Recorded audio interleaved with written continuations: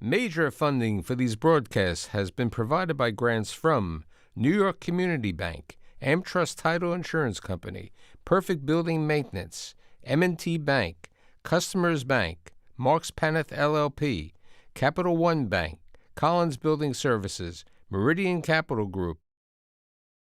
Additional support has been provided by grants from AKA Hotel Residences Corman Communities, Ariel Property Advisors, Amerant Bank, Bank of America Merrill Lynch, Briarwood Organization, Chase Commercial Mortgage Lending, Chase Commercial Term Lending, Citizens Bank, Dime Community Bank, Douglaston Development Levine Builders, Flushing Bank, Friedman LLP, Handro Properties LLC, Handler Real Estate Organization, Hodges Ward Elliott INC, Investors Bank, James D. Kuhn Real Estate Institute at Syracuse University, John Casamatides Red Apple Group, Keysight Capital Partners, Matone Group, New Banks, Newmark Knight Frank, Ocean First Bank, Optimum Window Manufacturing Corp., People's United Bank, Rockefeller Group, Rosewood Realty Services, Stonehenge NYC, SVN CPEX Real Estate Services, Tierra CRG, the Meringer Family Foundation,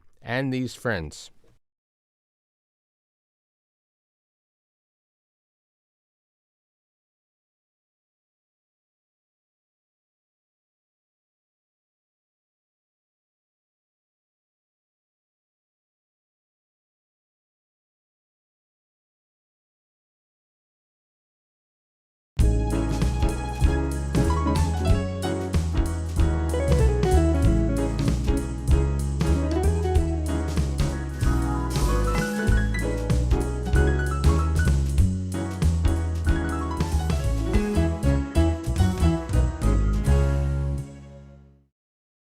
This is Michael Stoller with James Simmons, who is the CEO and managing partner of Asland Capital Partners. Last week we spoke about Jim's youth, growing up in New Jersey and going to Princeton, and now we're going to talk about how he decided quickly to decide to go into engineering as opposed to pre-law or pre-med. Jim, you were talking about that.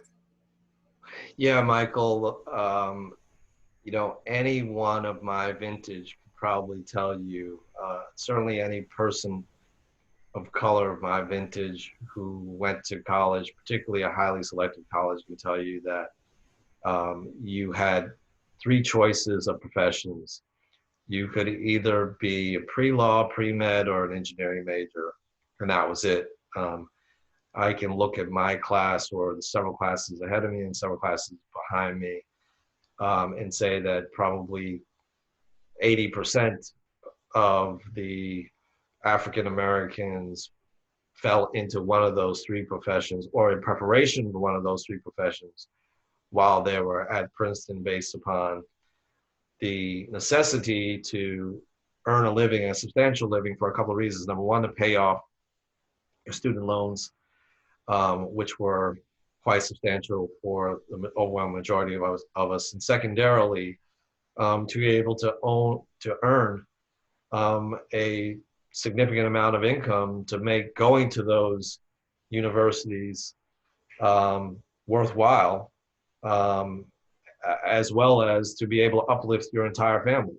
So if you have a family, there may be only one kid out of however many children or a part of your family who makes it into that rarefied air. So you have to capitalize on it and be able to give back and share with your family. What about investment banking? We were talking about that. When you were at Princeton, at that time, people didn't think about investment banking, correct? Oh, people did, just not people who weren't exposed to it. So I personally didn't know about investment banking until I was about a junior in college. Again, being fairly naive and sheltered in Central Jersey, and going to a school where most of the parents were middle class, but not of means, and not that worked on Wall Street. It was something that was very new to me. So once I figured it out and understood what it was about, it was something that did interest me ultimately.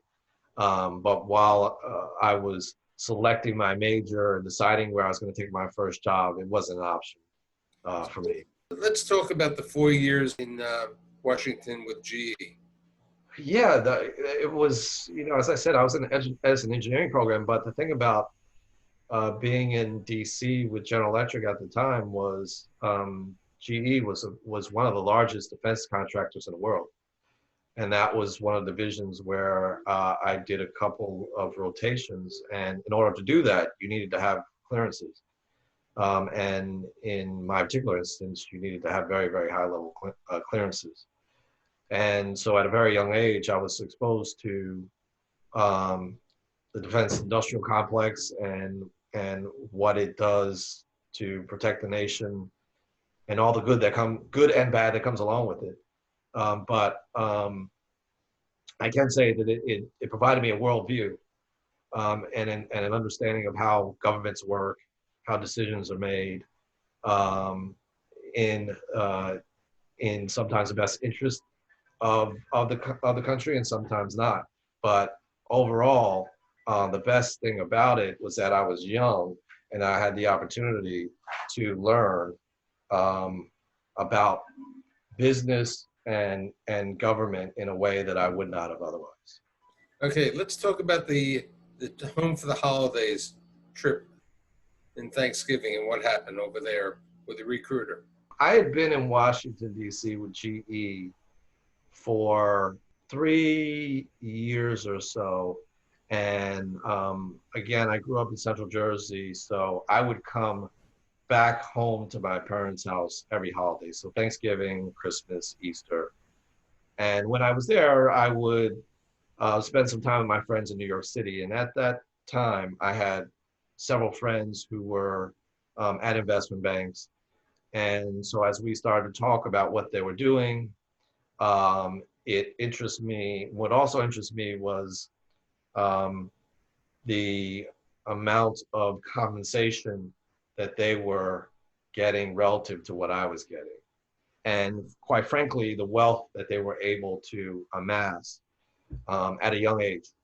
And so I talked to one of my friends and he said, um, banks are clamoring for people with technical degrees, and you have two, because at that point in time, I was um, just about to or had graduated from Virginia Tech.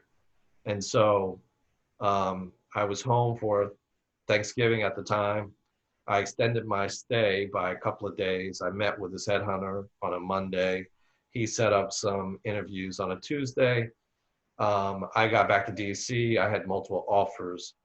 When I got back on Thursday, ended up deciding to take one at Bankers Trust, which I started Jan 1 of that following new year. So that was the beginning of my transformation from engineering to finance um, in my introduction to Bankers Trust. So how did you decide that you needed another degree to go out to Chicago? Oh, that's an interesting story. So while I was at Bankers Trust, I met some individuals who were on the trading desk. And I'll say guys, because at that point in time, they were all men on the trading desk, unfortunately. And a couple of them, and I'll say this, I've been very fortunate in my career where I've had people who took the time to explain to me what they were doing in the career path. And one really sat me down and said, listen, here's the path that you need to take in order to become a trader. And he introduced me to the person who ran the program that admits people into sort of the trader training program. And I said, I'd like to be in it. And she said, well, in order to be in it, you have to have an MBA. And I said, well, I already have a master's degree. And she said, no, you have the wrong type of master's. You need an MBA. So she suggested that I apply, which I did.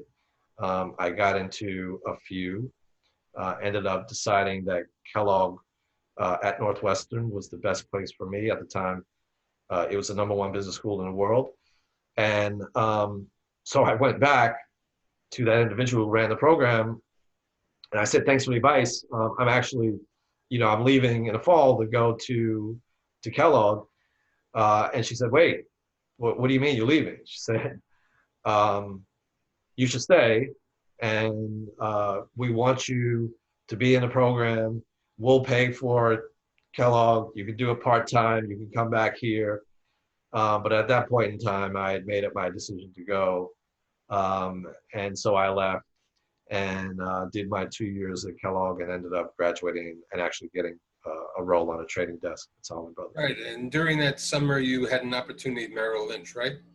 I did. I did. I did Merrill Lynch's summer program. So what happens at the investment banks is that the summers in between first and second year of business school, they bring a whole host of summer interns in from business schools around the world. And you rotate from desk to desk and you get a flavor for what each desk does. And hopefully you like the job, you like the firm, and they like you, and offers are made.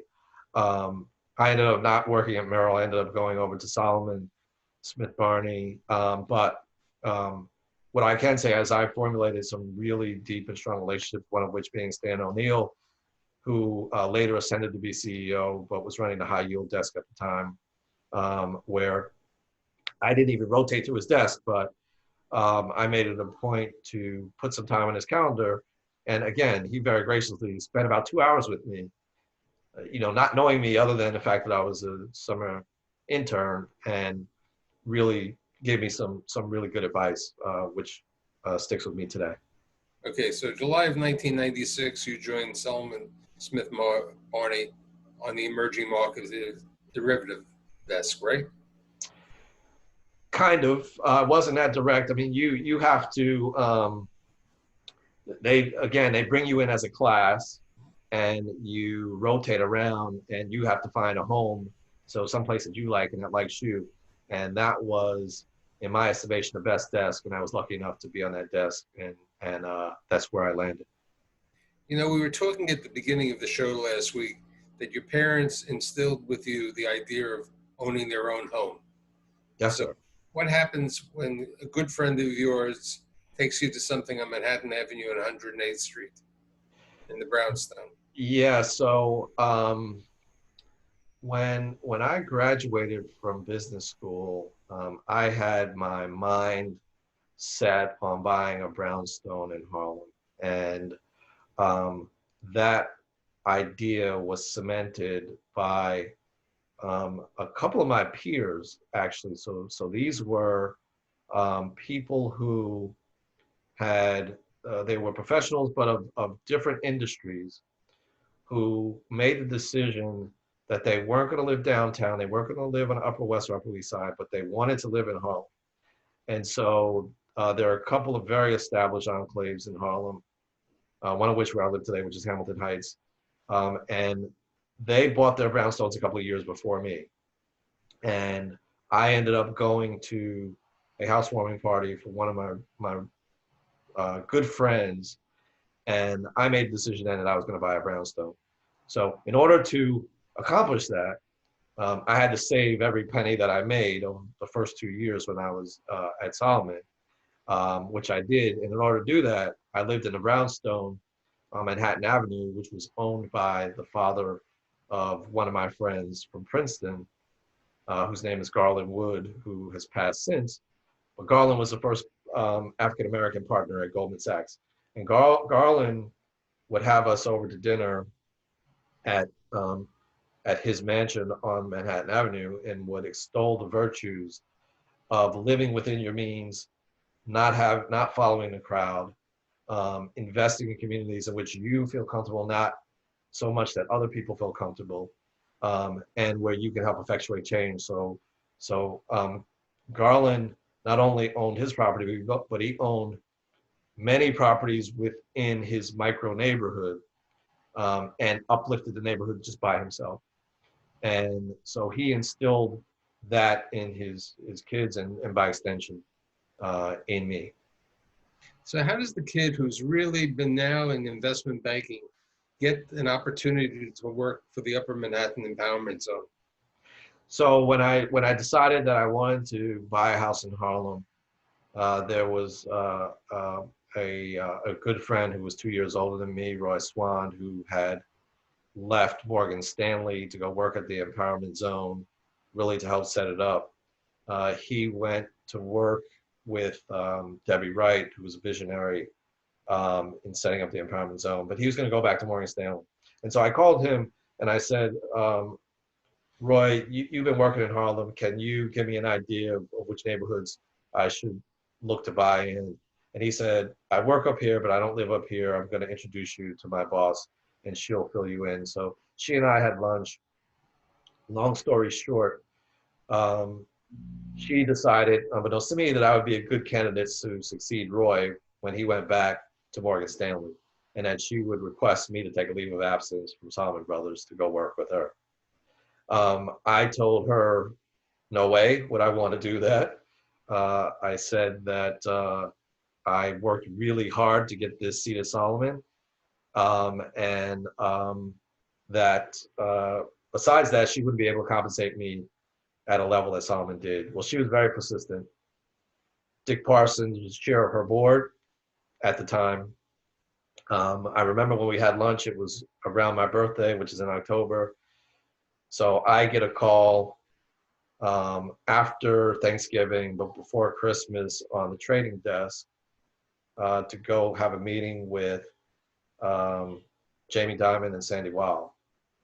And the request was that I do a favor of them and of Mr. Parsons and of Charlie Rangel, all of whom knew each other, and go work at the Empowerment Zone for a year or two, but it started with a year to help out.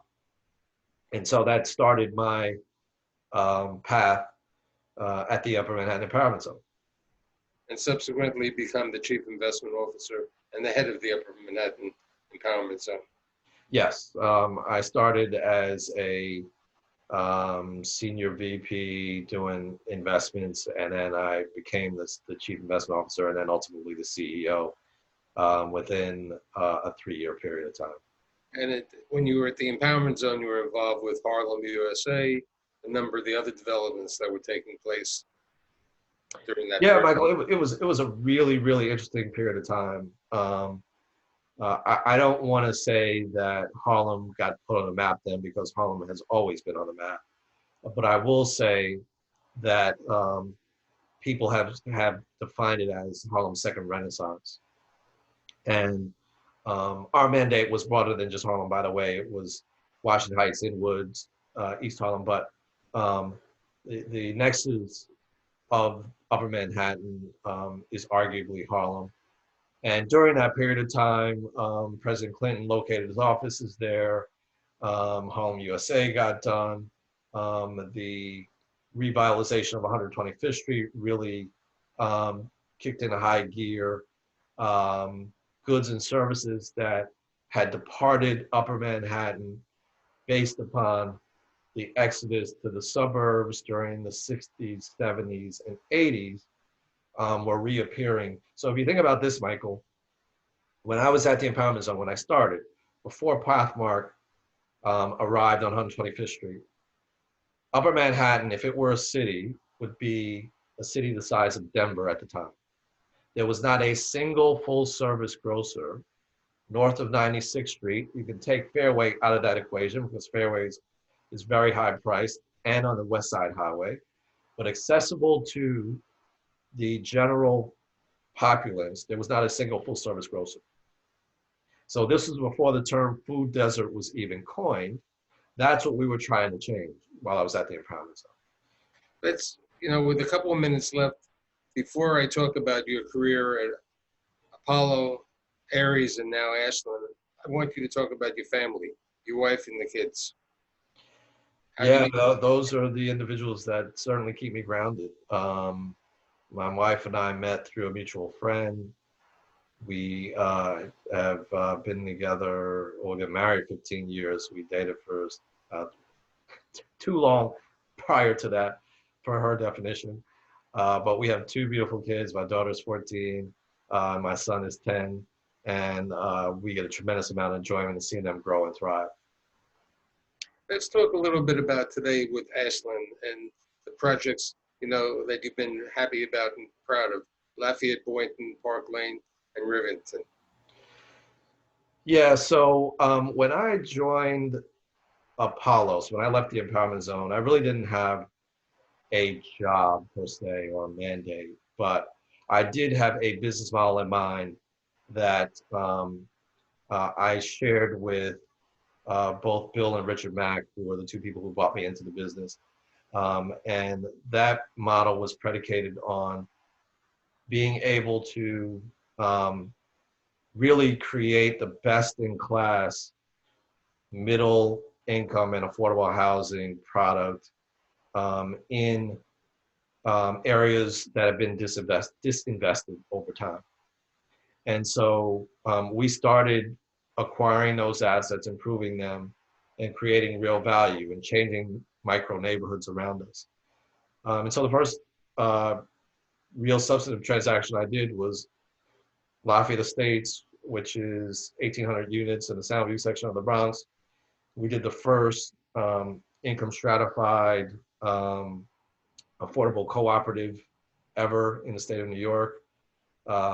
It gave residents that have been there for a long period of time the ability to acquire their assets at a very low basis and generate wealth over time for themselves and their families. Most recently, we've done the Riverton, we've done Park Lane, we've done Heritage of Old Town, but all with a central core theme. And that central theme is based upon the preservation of affordable, moderate, and middle income housing, the creation of additional opportunities for mixed income housing. One of the things that's very important to me is our assets, I should be as happy to live there as I live in my own house, number one. And number two, I should be able to live there, given my salary, as well as someone who is making 30% of AMI. And at the intersection of those two creates a healthier community. Because I have skills that I can bring to the table, they have skills that they can bring to the table. We have perspectives that we can bring to the table such that they can understand my world to say that is what is achievable. If you're a kid, you can say, hey, I can be him. And the same is true in terms of someone who is very much invested, who's been at a building for 30, 40 years and wants that to be their home and saying, I grew up here, I want to stay here, and I want to see my life improve. And I think you have helped people's lives improve. I'm happy that you had great roots, your late father and your mother training you. And you know what, I'm happy you left engineering and you got involved with real estate.